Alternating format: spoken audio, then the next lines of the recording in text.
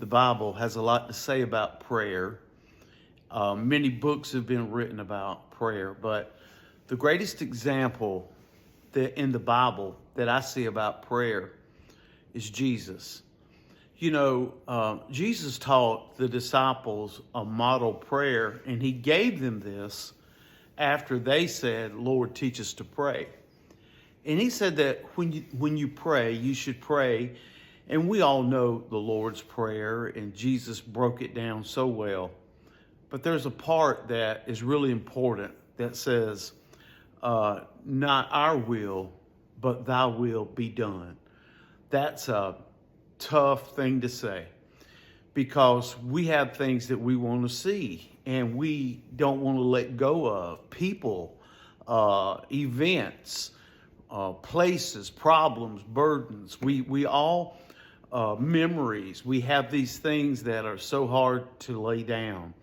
And Jesus said that we ought to pray that God's will would supersede ours. That's a tough pill to swallow. But he was not one that would not practice what he preached, because in my estimation, the greatest person of prayer was Jesus. He was also the greatest preacher that ever came to this earth. And, he practiced what he preached, because in the Garden of Gethsemane, he prayed. He wanted something. And it's okay for us to pray for our wants. God knows our hearts, but he said that we ought to knock and seek and ask. And that's what God told us we should do. And then the answer would be open unto us. And Jesus said these words as he agonized in the Garden of Gethsemane, with blood seeping through the pores of his skin.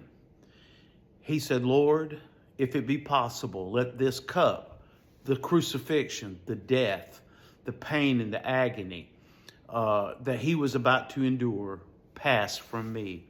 But then he said these words, "But Father, nevertheless, thy will, not my will, be done." We should pray in submission to his will. That doesn't mean you don't have faith.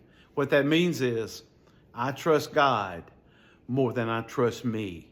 And brother and sister, that is the best thing that we can ever do in this life. Trust him, because he knows all the answers. He knows before the problem ever exists. He knows. And I promise you, he loves you enough to have your best interest in his heart. God bless you.